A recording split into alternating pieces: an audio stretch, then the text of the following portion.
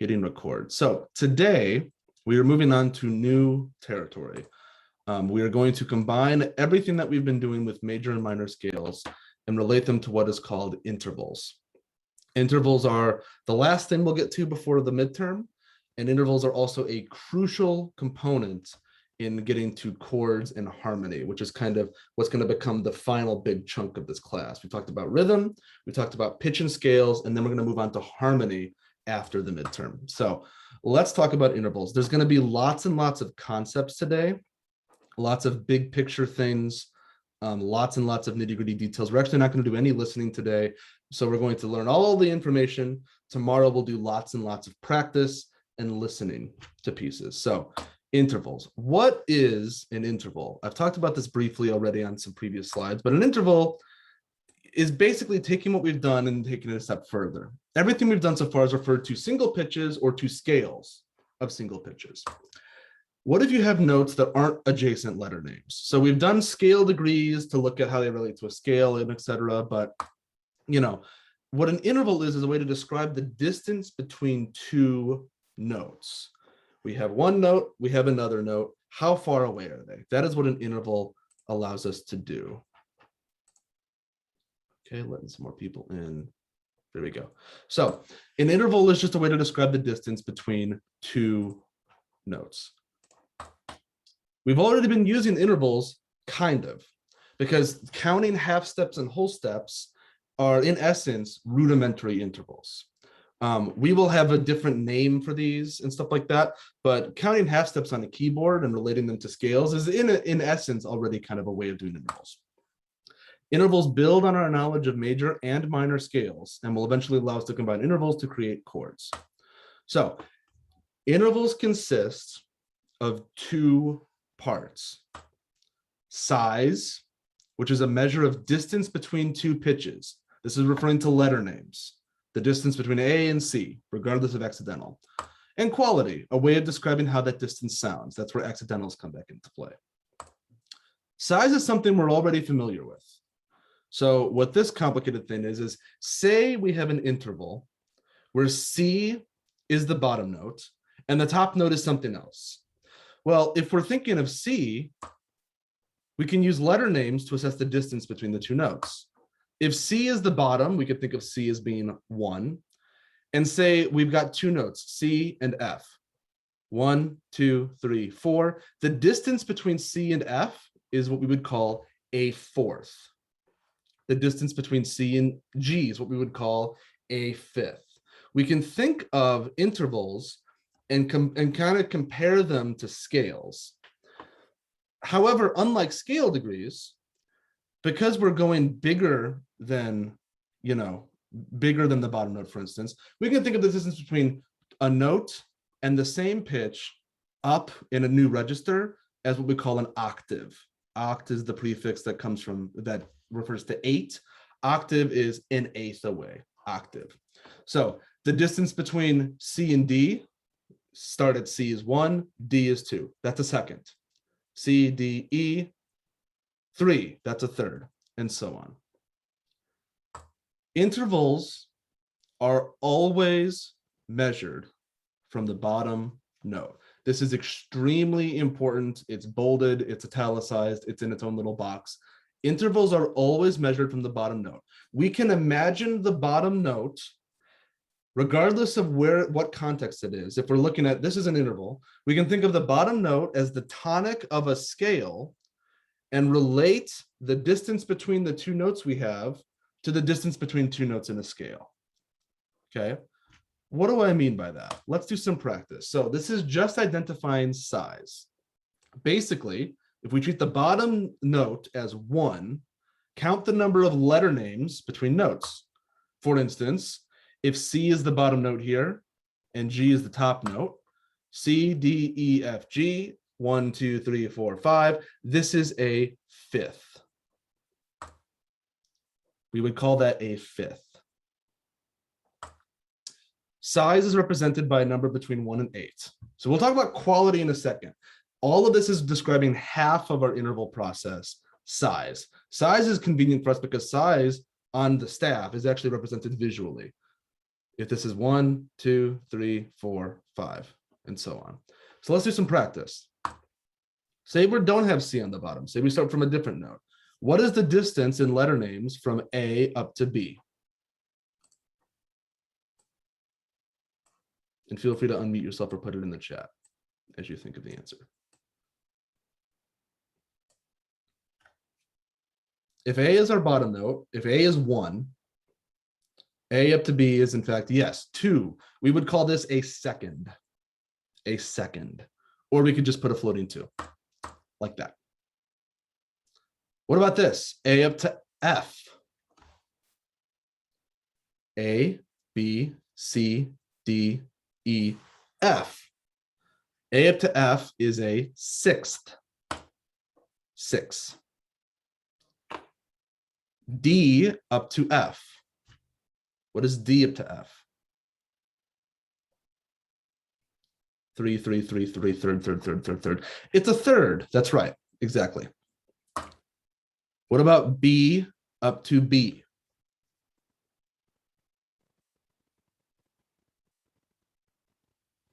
Yes, 8. Yeah, we can call this an eighth, or we would use the term from music, the octave. This is an octave. What about this? Hint, it's a trick question.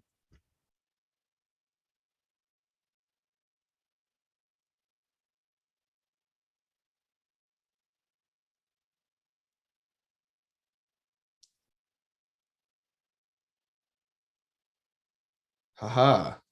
A lot of you have picked up all the big hints have been dropping. Even if the lowest note is second, even if the lowest note follows the first note, as in they descend, you still go from the bottom. So in this case, G, A, B, C. This is a fourth. A fourth.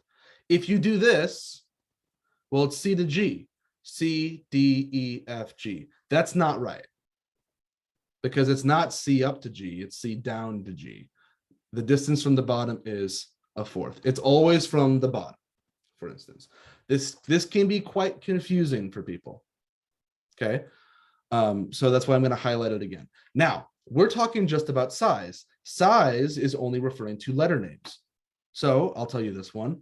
If G sharp is our bottom note, well, it's G, A, B. It's a third. It's still a third. It's a G to a B.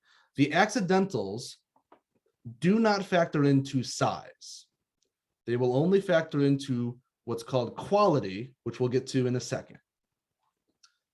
Size is completely unconcerned with accidentals. So for determining size, we only need to count letter names.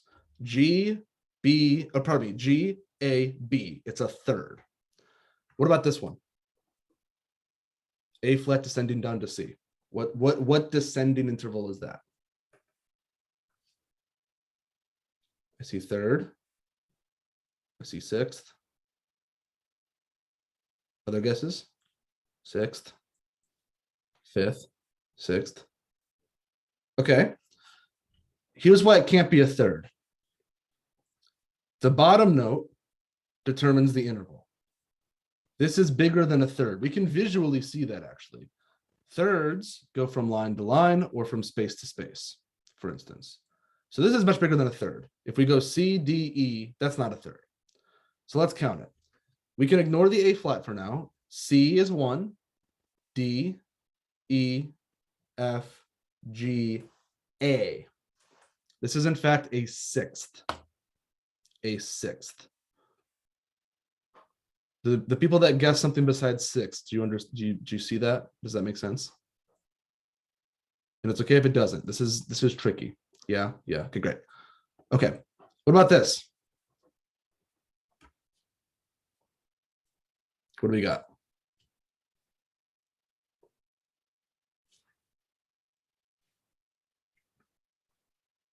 Second. We go from an E to an F. It's a second. Just because we start on the higher note and go to the lower note, it doesn't matter. We still measure from the bottom. We're going to talk tomorrow about something that's called inversion that relates to like how you can kind of flip what's on the bottom. But for our purposes today, for identifying intervals as they're already written, we always go from the bottom, whatever the lowest note is. Second. Finally, one more. What is this?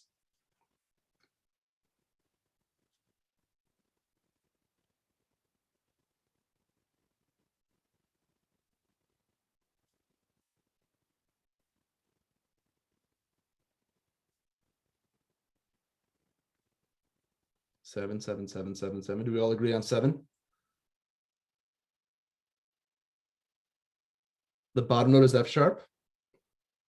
F, G, A, B, C, D, E. It is in fact a 7th. That is right. Questions on size. This is half of what we would call an interval. An interval is 2 parts. So all this slide is describing one part, which should always be your first step, is determining size. That's why we're talking about it first. Any questions? And please don't hesitate to stop me, because today's going to be a little bit, a lot of things are going to be kind of combining together all at once. Okay, moving on. Interval quality. This is where things get a bit intricate. Size is generally straightforward, as its process is similar to things we've done before. Quality is similar, as we relate qualities to our major and minor scales. This is where accidentals re-enter the picture. Quality describes how the size sounds. We have a third of some kind, but the accidental determines how that third sounds to our ears. We'll do lots and lots of listening tomorrow, but that's why this is in 2 parts, because not all thirds are created equal. This is where accidentals come in, as the accidentals determine the quality. We have 5 different names to describe interval quality. So let's go through each of those in succession. 5 different ways to describe the sound of an interval. Unfortunately for us, different sizes have different names for qualities. What the heck does that mean? Well, we can relate qualities to the notes in major and minor scales, where the bottom note is the tonic. We've already done this a little bit. We can pretend that whatever the bottom note is the tonic of a major or a minor scale. We use the word perfect, and we can identify that with just a capital P, to describe the 4th, the 5th, and the octave in major or minor scales from the tonic. What the heck does that mean? In a C major scale, C, D, E, F, C up to F, a 4th, is perfect. It's the same notes, C up to F, that we have in C minor. C up to G is a 5th. It is a perfect 5th. It's the same thing that we have in minor as well. They're called perfect for a variety of reasons. I'll briefly talk about them. It's perfect because they're consistent across both major and minor. They're also perfect because acoustically, perfect intervals are even number ratios. It's very attractive for our ears. If we take a strain and we divide it in half, we get the octave. If we divide it again, we get a 5th. They're acoustically resonant. That's why they're called perfect. Okay. Perfect describes 4ths or 5ths that we find in a major or minor scale. Minor quality describes the 3rd, the 6th, and the 7th we get in minor scales from the tonic. What does that mean? Well, remember how if we take a major scale and lower 3, 6, and 7 to get a minor scale, if we think of the bottom note in our interval as a tonic, if the note above that is the 3rd we have in a minor scale, that is a minor 3rd. The same goes for 6. The same goes for 7. 3, 6, and 7 get tricky though, because 3, 6, and 7 can also be major. Major describes the 2nd, the 3rd, the 6th, and the 7th in major scales from the tonic. So for instance, if we have C, D, E natural in a C major scale, the third you have in a major scale from your tonic is a major third. If you're not following along with me too, by the way, just we will have tons and tons of practice on this, so don't worry. So as you can see, there is no overlap here. Fourths and fifths can be perfect. Seconds, thirds, sixths, and sevenths can be minor or major. They alternate. Okay, that's why they're in this box. They show you that they are either one or the other path. And these are the ones that we get in our scales from the tonic. Unfortunately for us, sometimes we go outside of the scale. Diminished, which is represented by a lowercase d, and augmented, represented by an uppercase A, are ways to describe making the other three qualities bigger or smaller. So what the heck do I mean by that? We can think of this here, this little graphic, as like a flow chart of sorts. Say we have a note that is like, say it's a fourth, but it's a perfect fourth that's been raised up a half step with an accidental. Well, if we raise a perfect interval a half step, we get an augmented interval. If we lower a perfect interval a half step, we get a diminished interval. Major intervals, as we know from making minor scales, if we lower a major interval a half step, we get a minor interval. So these two go back and forth a half step here. Lowering a minor interval another half step gives us diminished. Raising a major interval a half step gives us an augmented interval. Now, again, lots of information all at once. For us, diminished and augmented intervals aren't super common. The most common ones are, of course, the ones that we have in our scales. But that's not to say that they never happen. Diminished and augmented intervals do happen with some regularity. And we'll look at examples for the rest of the quarter that have these two intervals in them. So we have to be able to identify them. Now, notice that there's a difference between capital M and lowercase m. We use lowercase m's for minor and capital M's for major. For your purposes, you have to be extremely clear when you're writing out on assignments, whether it's capital or lowercase. And a common thing to do for lowercase is to put a horizontal line over the top of it to show that it's lowercase. So huge thing there. Now, we're going to look at 5 examples. So don't you worry. But on this slide, do we have any questions?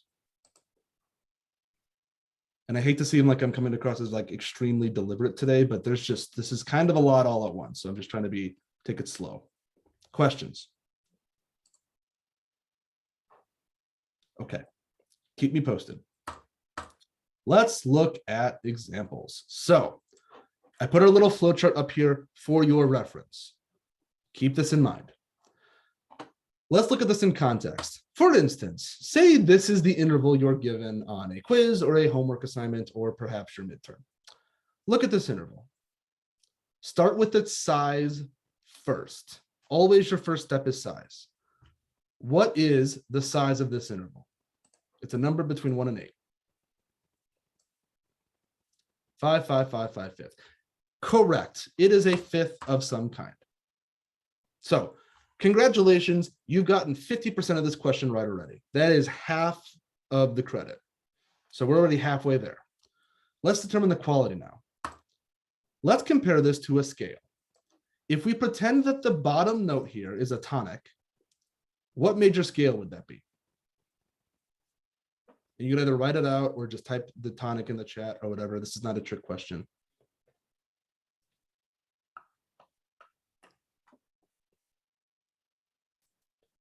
If this bottom note is the tonic, we would have a B flat major scale, right? Yeah, exactly right. So we can either write it out actually on scratch paper, or we can, if we have our scales particularly clear, we can do them in our head. Treat the bottom note as tonic. Okay. Is the fifth we have here the same fifth we have in a major scale? Look at the 2 notes we have. 1, 2, 3, 4, 5. Are these notes the same as what we have here?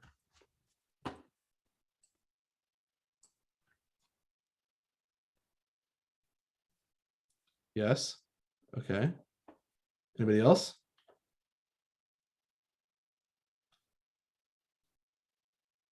Yes, yes, yes. It is.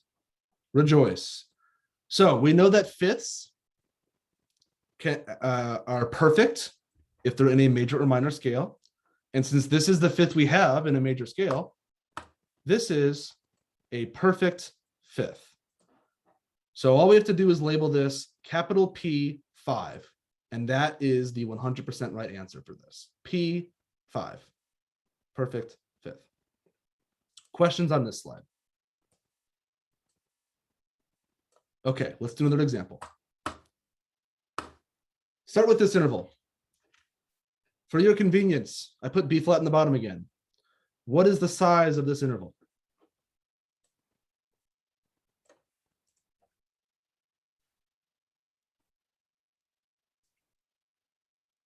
Third. Indeed, it's a third. B, C, D, third. Great. Once again, you are halfway there. It's the same scale as before, so I'll just put that up for you. Is the third we have here the third we have in a major scale? And I'm looking for a yes or no. I see nods. I see yeses. Indeed. If we think of the bottom note as B flat, we have the same third here. B flat, 1, 2, 3, 1, 2, 3.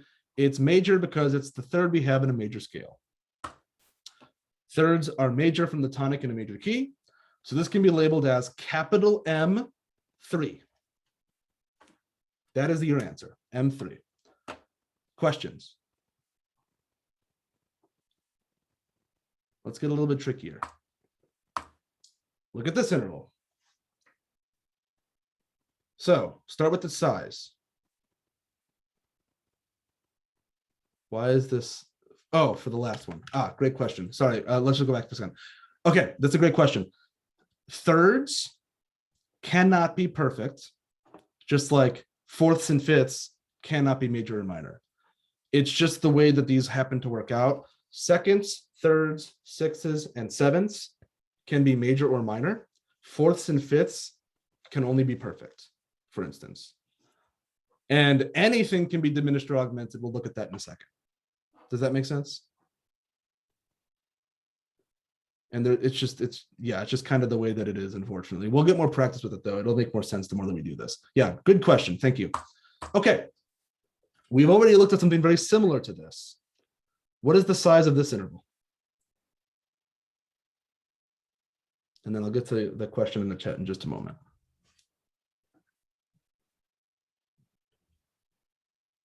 It's a fifth. It's a fifth. Yes, this is also a fifth. Now, a question in the chat: are perfects always from a major scale? Perfects are perfects because the fourths and the fifths in major and minor are always perfect. It's the same notes because the fourth and fifth, when we change from major to parallel minor or back again, the fourths and the fifths stay the same, so they're perfect. So it doesn't matter if it's major or minor. However, let's look at this one though. We've already looked at B flat to F natural. It's a fifth of some kind. Here's the scale. Do we have F sharp in B flat major? No. Exactly. Have we made this bigger or smaller than a perfect fifth? Have we raised a perfect fifth higher or have we lowered a perfect fifth? Raise, raise, raise. Yes. Look at our flow chart. If we take a perfect interval and raise it a half step, what does the A stand for? Do you remember the word that stands for? Augmented. Indeed, augmented intervals are raised up a half step from perfect or major intervals, and this can thus be labeled as capital A5, augmented fifth. Augmented fifth. Does that make sense? Okay. And again, keep asking questions in the chat. These are really good questions so far. Okay, great. Let's do some more. What is this? What is the size of this interval?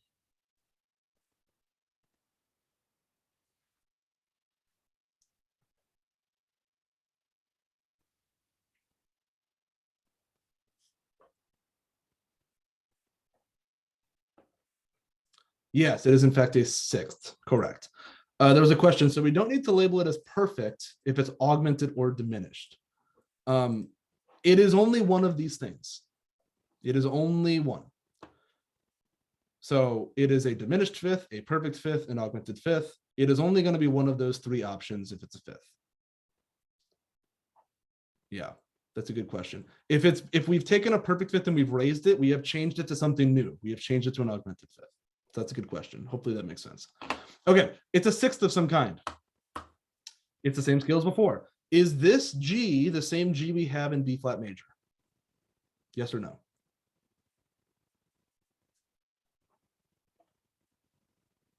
No. No. Yes, that is correct.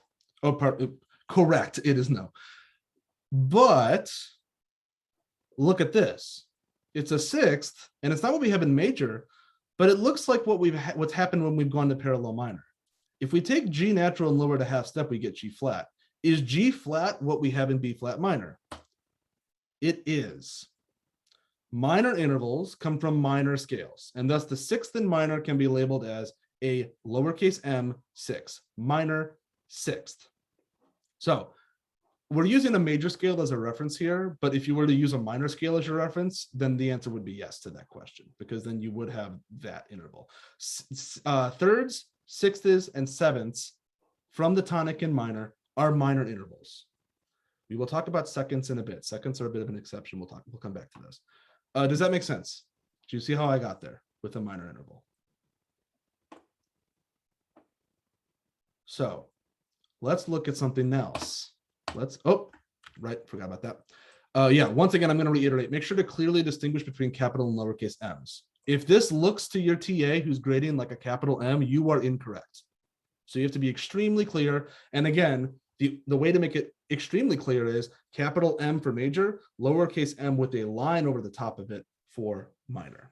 So be extremely precise. Oh no.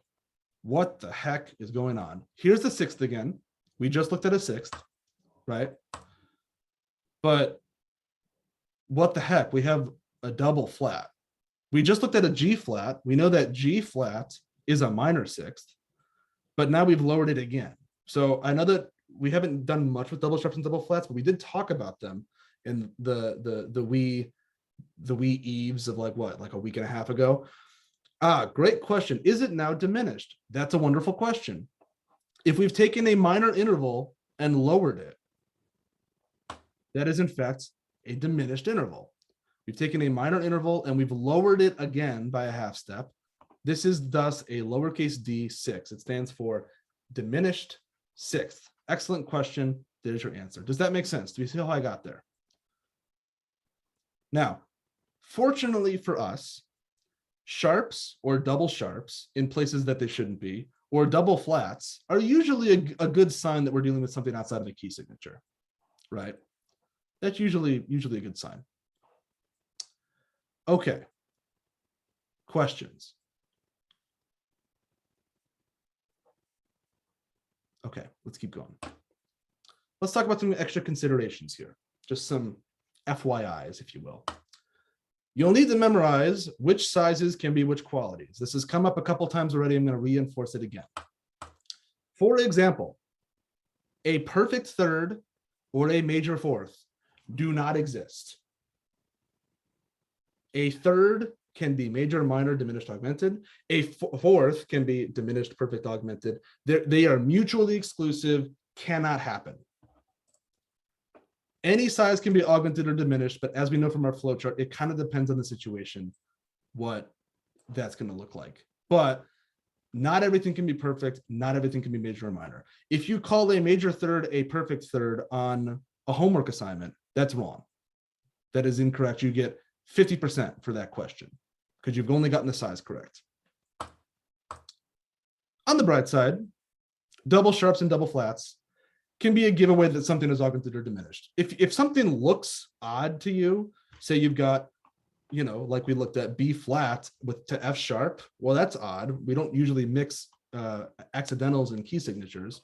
That's usually kind of a clue. Same with diminished intervals. Diminished intervals that that don't have double flats are relatively uncommon. They do happen and we will see them, but relatively uncommon. Seconds. Let's talk about seconds for a second, because seconds are tricky. The second is an exception to our rule because in a minor scale, the second is also a major second. This is just a historical anachronism. There is a scale that exists where the second is a minor second, but it's not a minor scale, it's something else. On the bright side, a minor second is easy to spot because it's just a half step up to the next scale degree. So the only exception to our whole flow chart, the house of sand that we built, is just a minor second, which is a half step away. B flat up to C flat, for instance, is a minor second. We change letter names from B to C, and we move a half step on a keyboard, minor second. So seconds are the only exception, but they're also relatively easy to spot because they are so close together. So that's really handy for us. So any questions?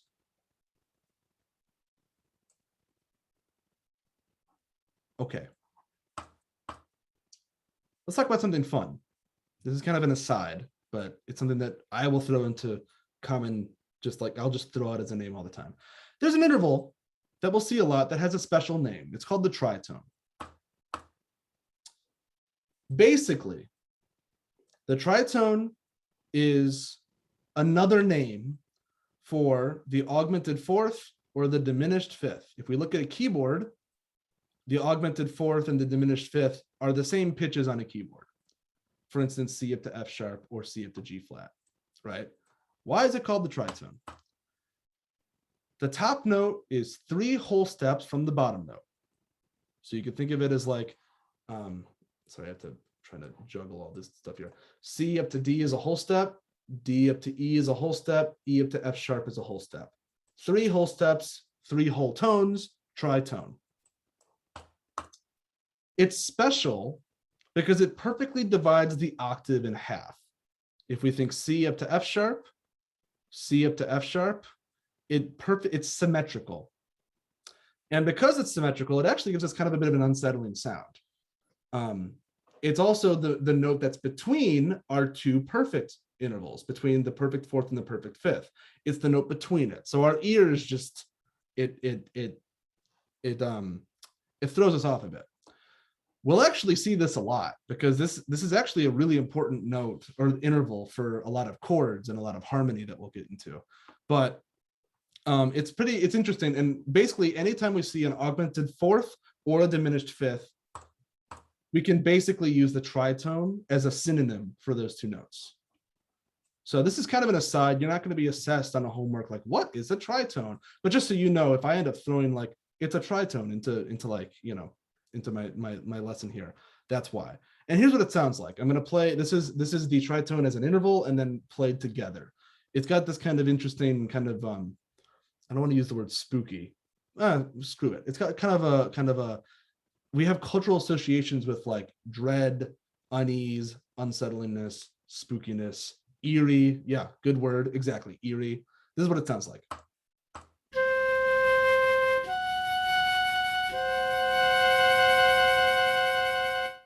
As you can see, it's not the most, I mean, I personally love tritones. You can do a lot of really interesting things with tritones from a musical perspective, but as far as our intervals sound, it is what we would call a dissonant interval. So we'll do lots and lots of listening tomorrow, including pieces that use tritones in their melody. But just so you know that that's what that is. It's kind of it's its own little special case as far as all of our intervals go.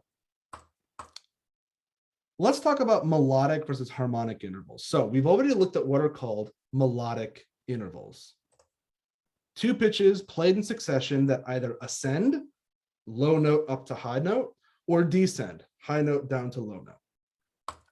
We can also look at intervals that are created from simultaneous notes.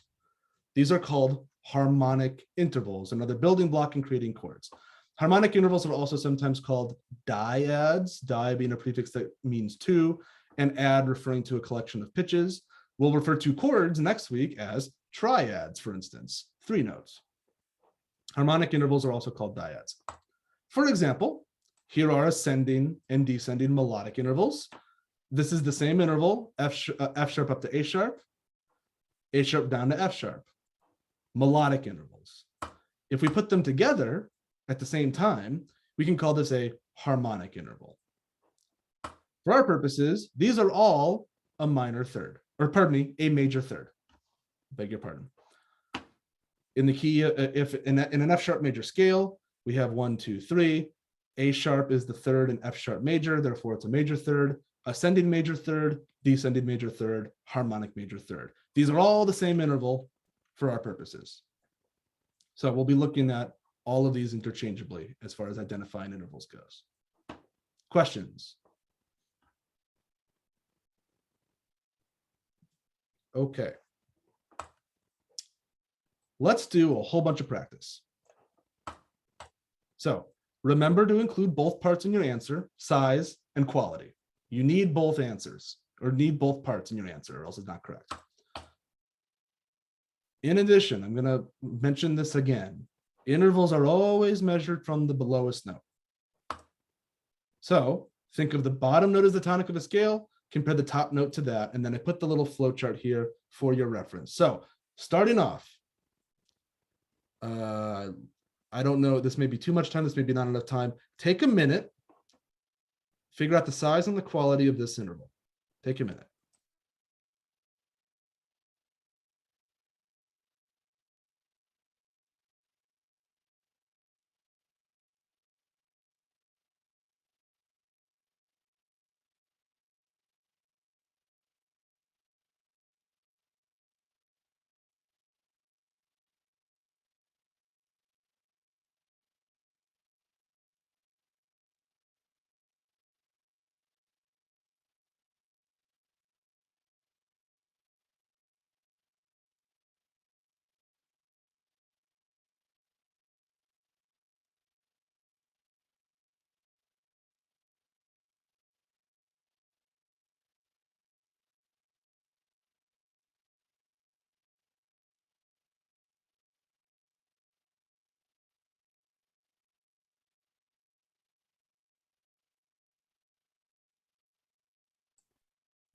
Okay.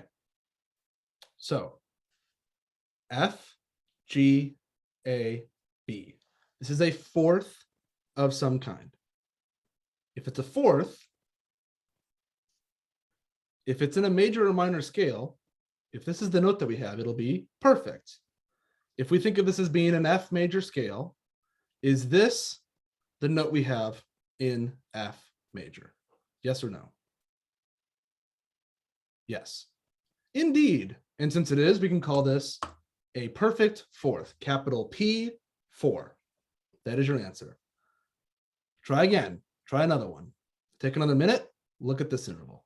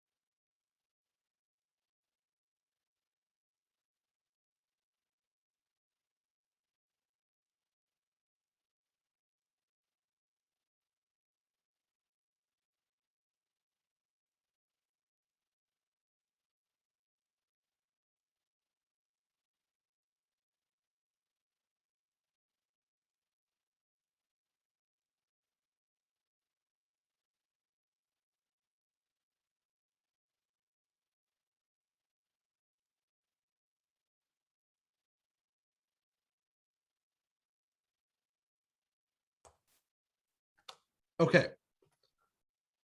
Put in the chat, what size is this?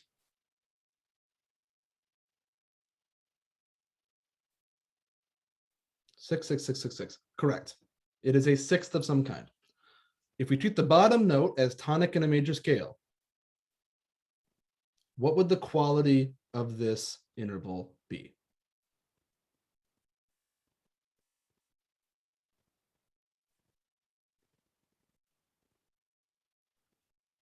I see major, I see major, major, major. Indeed, correct.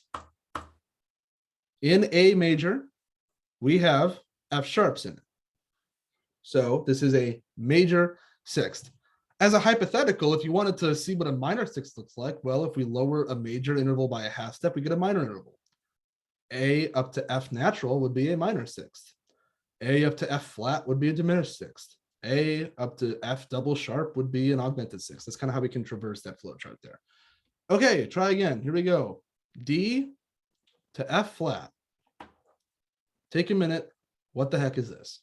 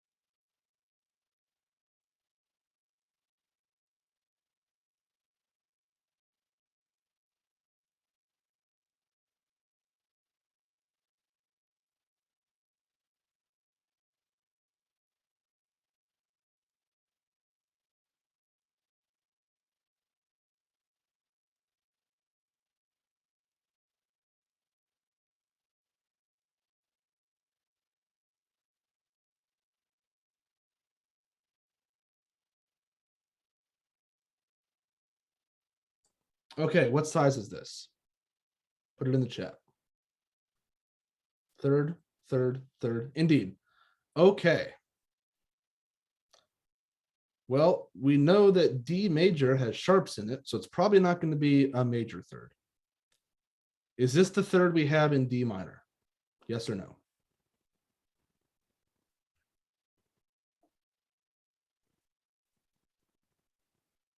No, no, no, no, no.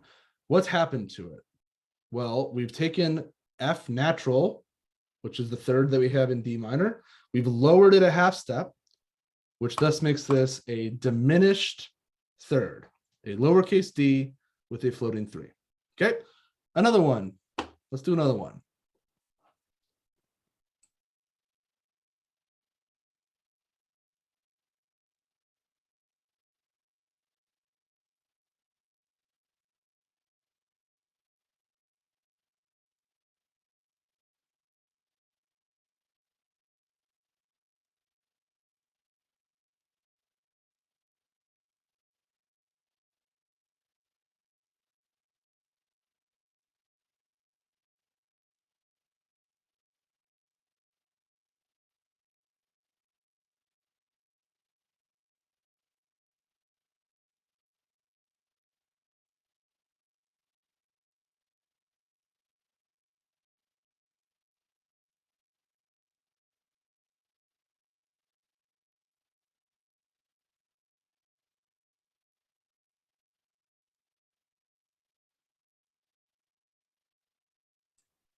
What size is this? Put it in the chat.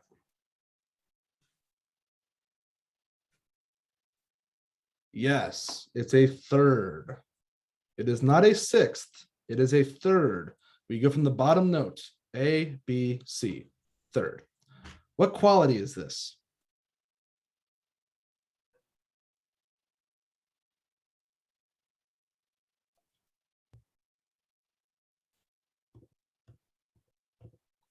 Yes, indeed, minor third. If we think of an A minor scale, this is the C, the third we have in an A minor scale. This is a third. Correct, minor third. Okay, another one.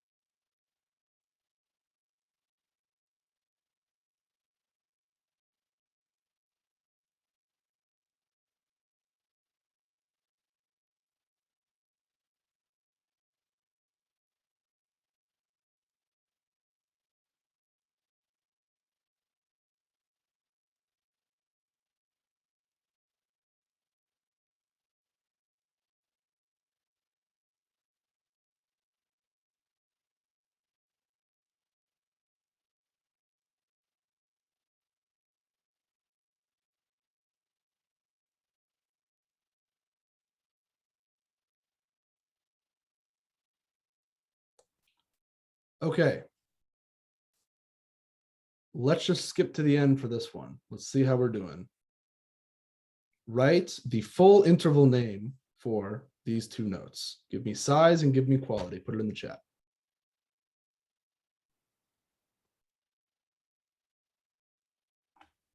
Okay, it seems like there's a consensus for augmented fourth. Did anybody get anything other than augmented fourth? And it's okay if you did, and it's okay if you didn't. That's totally fine. It is an augmented fourth. We have a C, C, D, E, F. That should be a perfect fourth if it's F natural, because that's the same F that we have in C major or C minor. It's the same. We've taken a perfect interval and we have raised it up a half step, which makes it augmented. Therefore, this is an augmented fourth, a descending augmented fourth. Quick, what is the what's a synonym for an augmented fourth? Yeah, tritone, exactly. Great. Okay, another one.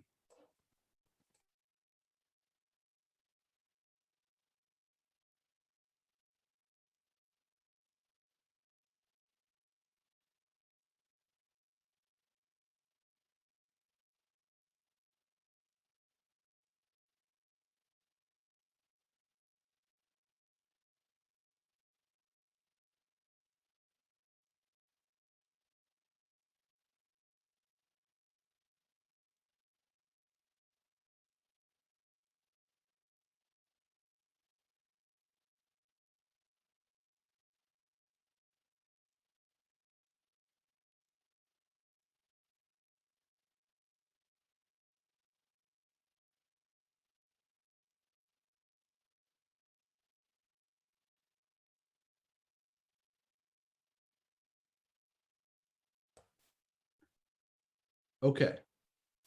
Type in the chat. What is this interval?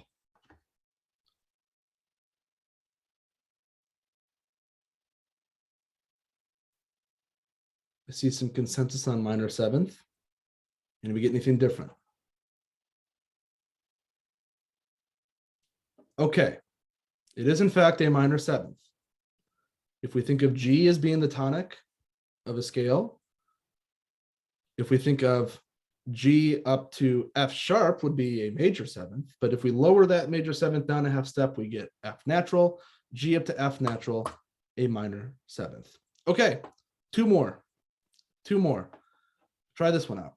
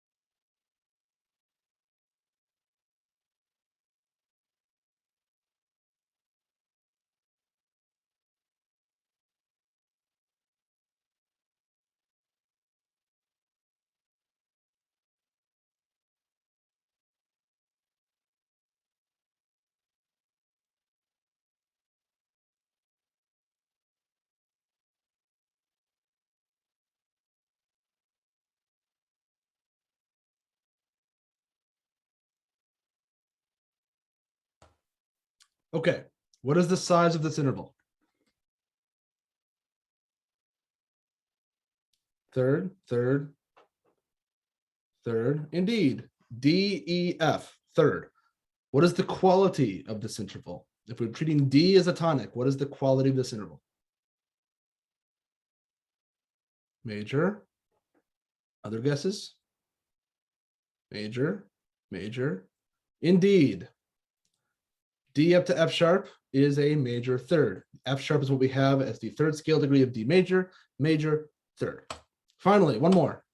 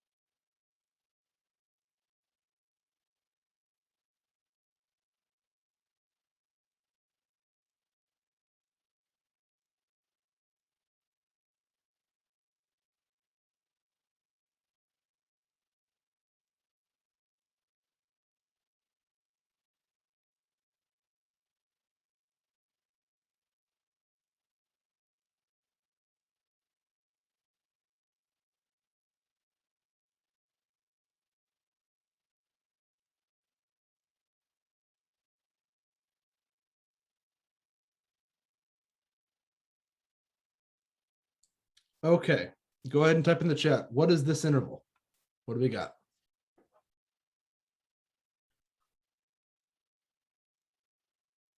I see a little bit of difference in the answers here. I see a couple of people said diminished sixth, and people said minor sixth. Okay, we know it's a sixth. C, D, E, F, G, A. It's a sixth of some kind. Okay, now I see questions as to whether it's a minor sixth or a diminished sixth. Well, let's think of C as our tonic.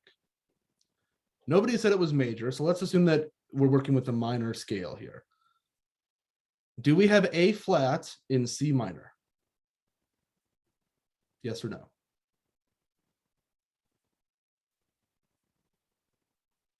Yes, yes. We do. So if the A flat is the one that we have in C minor, this is in fact a minor sixth. Now, diminished sixth is close. Like that's okay. That's close. Diminished sixth would have to be double flatted because it would be lower than what we would have in a minor scale. But in this case, we've lowered it from a major scale, but this is the one that we have in a minor scale. That's why these two are kind of in the box like this. So hopefully that makes sense. Any questions on that? Any questions on interval practice? We've looked at ascending, descending, and harmonic intervals. Okay. Before we wrap up, let's talk about one other thing. And I would be remiss if I didn't talk about this. I'm going to give you another way to identify intervals. We've been sticking to one track this whole lecture, and the reason for that is partly my bias, but in my opinion, there is another way that is less reliable, but some students really take to it. So I want to include it as another option to get interval identification down, okay?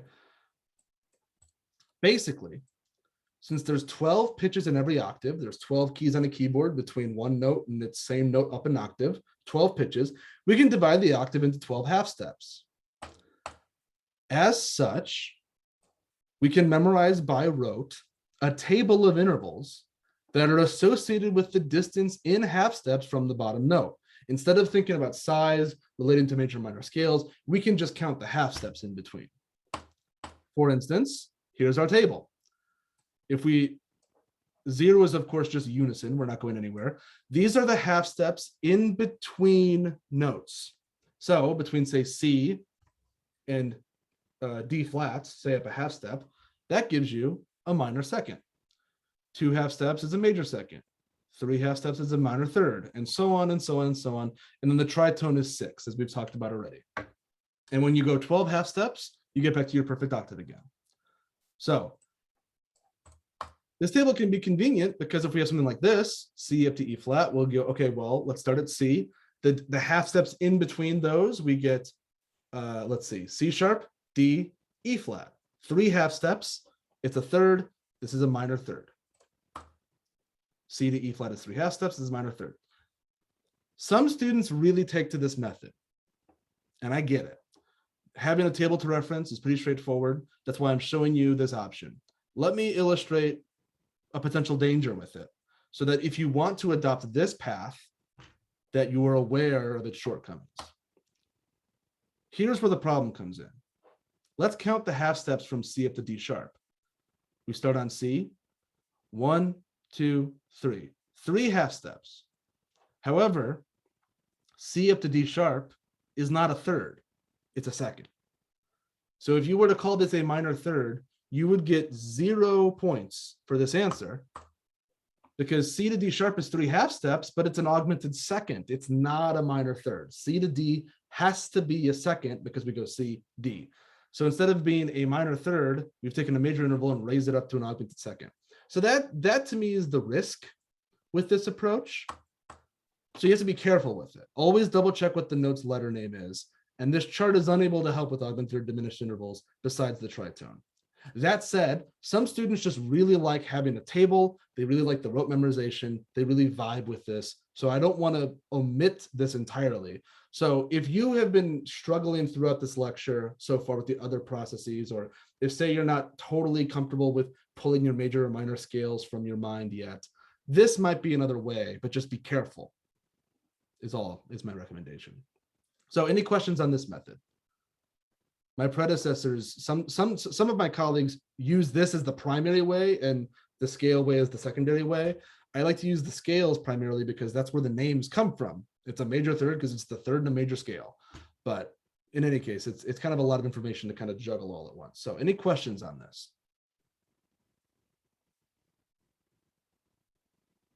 Okay.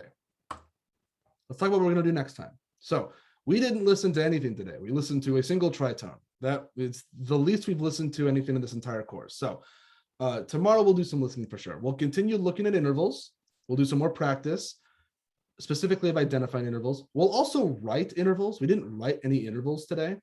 So we'll actually, I'll give you a pitch and I'll say, write a major third above, write a perfect fourth below, write X, and so on.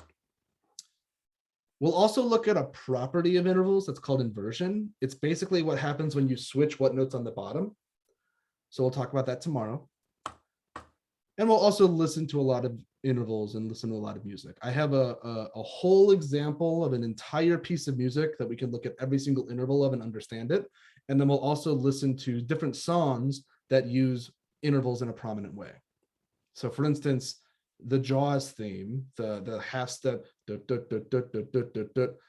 are minor seconds, for instance. We can actually assign songs and listen for songs that associate with different interval types. So just as kind of like a fun way to connect intervals back to listening again. With that, that's all I have for today. And I say that that's all I have, but we covered a lot of ground today. So lots and lots of interval stuff. If anybody has any questions, I'm happy to stick around and answer any questions for you. You will have a quiz on Friday. The midterm will be posted Friday due Sunday, so don't forget about all of that. And we'll do some more practice with intervals tomorrow. So if you're not totally comfortable yet, we'll have some more time to kind of congeal this. So if there's any questions, I will stick around. But with that, we're all set today. So thank you all so much for your participation. Thanks for being here. Take care, and I will see all of you tomorrow.